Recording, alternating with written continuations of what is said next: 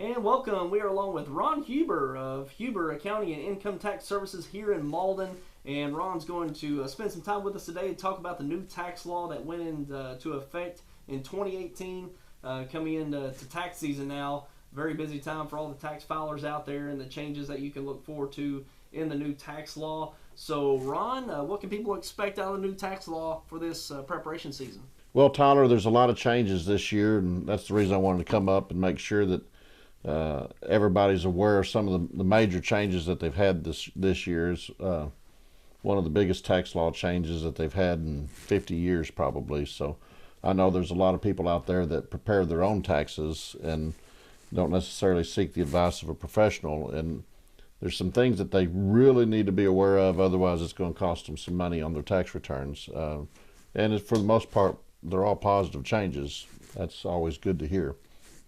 One of the things is they have new graduated income tax scales to where more of your money is taxed at a lower rate for a longer time. Used to they only had maybe 5 different tiers to where once you went from the 10%, you jumped to 15, then you jumped all the way up to the 25% bracket. They've got a new 12% bracket in there that takes part of that. And so everybody should see a lower income tax on their returns this year because of those new tax rates. The software that they use will figure that for them, but it's something that hopefully they'll see a difference in how much either they owe or how much the refund is. One of the major things that everybody is talking about is the fact that they've doubled the standard deduction. They went from $12,500 up to $24,000 for a married filing joint return. So they've essentially doubled what the standard deduction was before. So head of households like at 18, and a single person or married filing single is at 12. Those are the only options they have this year. However, on the flip side of that, they did eliminate the personal exemption amounts, because used to you get the standard deduction and then you get personal exemption for everybody that lived in your house. You only get standard deduction this time, but they did double it. So most everybody will see, married filing joint couple, they're going to be a little bit better off than what they did if they didn't have any kids, because they'll get a little extra money than what they would have under the old system.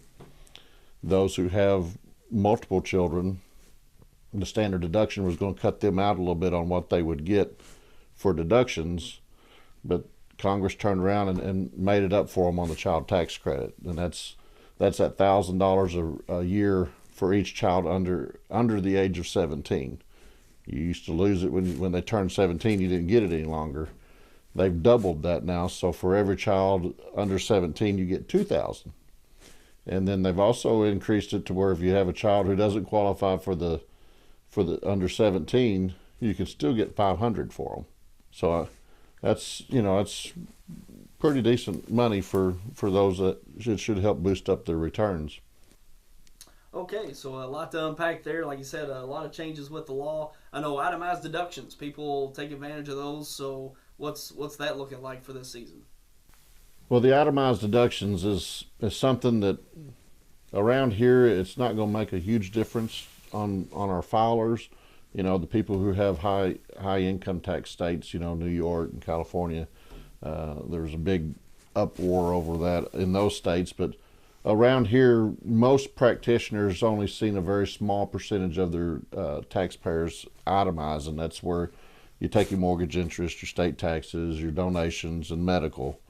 Well, most people, the medical they never got over the threshold anyways.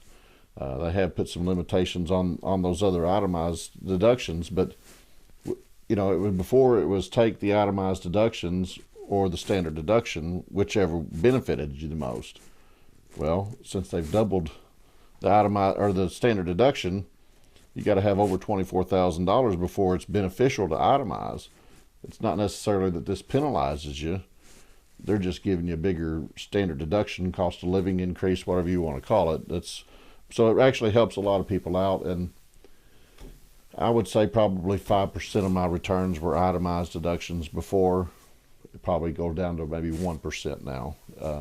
it's really not going to affect that many people out there unless they have a really high mortgage amount or had an excessive amount of medical bills. There's a few of those that will still be able to get up over that figure, but $24,000 is a lot of money to talk about when you're talking about trying to add up all of those particular expenses. And speaking of high medical bills, one thing I want to throw in there, there's no changes this year, but it's something a lot of people don't understand is that the health savings accounts, medical expenses, medical insurance particularly, it's something everybody talks about how expensive that's getting. And most people have had to move to the high deductible plans where they've got a $3,500 deductible or $6,000 deductible. I've heard some out there that's $10,000 and $12,000 deductibles. Those plans qualify for their HSA qualified, which means that their health savings account. You can take money and put money into a health savings account and pay your medical expenses out of that account. The donations into that health savings account are tax deductible. You don't have to itemize for it or anything. So if you use them properly, people were using that to get around having to itemize to be able to deduct their medical expenses anyways. If you've got a $400 doctor bill and you've got an HSA, but it don't have any money in it, put that money into HSA first, then pay it out of the health savings account, and then you just made your medical bill expendable. You can write it off your taxes. Okay, and I know small business people out there, I know there was a lot of talk around the bill about small businesses and the small business tax deduction. So what's that looking like? That's a big question out there for small businesses. Congress realizes that a lot of the economy is generated by small businesses because there's hundreds of thousands of them out there. And so they wanted to try to do something a little bit to help these small businesses out. So what they've done is this small business tax deduction they have given to where you figure on your Schedule C or your farm schedule, whichever farm schedule you're working with, your business schedule, whatever your net income is there that's flown over to the front part of your return, they're now giving you a 20% deduction of that net as an additional deduction, with your standard deduction and to go along with it. So that's a pretty big expense for or deduction for people who, say you've got a $50,000 net income that you're paying taxes on. You just now generated a $10,000 tax deduction with this new small business tax deduction. It's going to help a lot of people around here. It's not going to be this, tremendous amount of money that's going to save, because even though you get a 10% tax deduction, that's a deduction above the line. They still figure the tax afterwards, but it's going to be beneficial for a lot of people. And if they're not aware on how to figure that tax, they really need to seek out some advice on it or do a whole lot of research on it. There's several steps in qualifying for that. It has something to do with how much wages you pay or how much your business assets value is.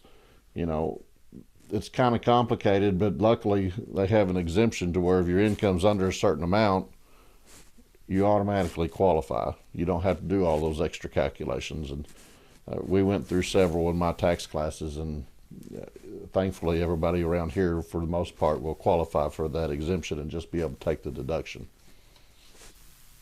All right, so that's something that business people out there can take notice of and take advantage of. And anything else that's business related for anyone to know out there? Well, Tyler, just a couple quick updates for 2019 figures. I'm sure everybody's aware that the minimum wage in Missouri has gone up to $8.60 an hour this year with the tax law that was passed back in November. They bumped it up to $8.60 January 1. So make sure you're paying the new minimum wage amount so that you're in compliance with the new law. And then another thing that a lot of small businesses use is the federal per diem rate for mileage.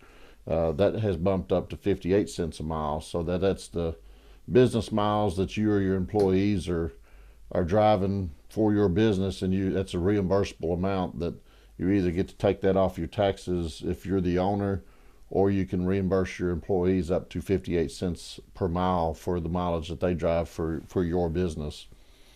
Again, I'm just trying to make sure that everybody's aware of what's changed out there. By all means, if there's anything that you don't understand, either get you a book and read it, go talk to a professional who's up to date.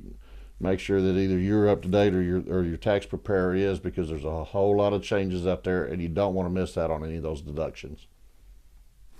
All right, so a lot of changes with that new tax bill. It seems like pretty much everyone I've been reading, 80% to 90% of tax filers are going to see lower taxes pretty much across the board, so that's a good thing. And a lot of changes for small businesses there as well. It seems like there's layers of changes that people aren't used to seeing year in and year out that they need to be up to date on. Yeah, the simplified tax reform that they call it, it's not simpler. There's a whole lot more to it in doing your return this year. A whole lot more schedules involved, and you're right. We estimate that the more simpler, married filing joint, anywhere from about $500 to $1,000 is what the extra they'll see on their returns. Up to, I seen one just the other day that was $4,000 difference in what last year's tax rules would have been versus this year, and that's big. That's a lot of money extra in your pocket, at the end of the day. And I heard something the other day that read something on the internet that a lot of people are being fooled by this. Well, I'm not seeing it. I mean, there are a few people that will fall through with certain criteria that it might actually not help a whole lot, but they're few and far between. Sure. So a lot more to research on, but hey, the benefits are there once you calculate those deductions to take advantage of them. Exactly. That's exactly Sure. right. So that's why we wanted to take some time here with Ron, here with his tax preparation service, to inform all those out there that may be filing themselves. You file your own taxes. There's quite a few changes that you probably need to research and get informed about, so you can take advantage of those new deductions that are out there, and to certainly help our small businesses out there take advantage of whatever's out there for them as well. So we just wanted to take some time and inform all the viewers out there about the changes. And like you said, the biggest change, 40, 50 years in the tax law? Exactly. Yep. So yeah, that's you don't see those coming often. No, it was a pretty major overhaul. Yeah, so it's good for everyone, and just research and get the best savings you can out there on your tax return. So that's good for everyone. Ron, Yep. Appreciate you spending some time with us and sharing with our viewers. And if anyone has any questions or needing any advice, Ron Huber's got his office here in Malden, and just give us a location where you're at here. 109 Cedar Street, just right behind the post office. Okay, not hard to find here in Malden, and here at Huber Accounting and Income Tax Services here in Malden. So we just wanted to spend some time with you and appreciate everyone for tuning in.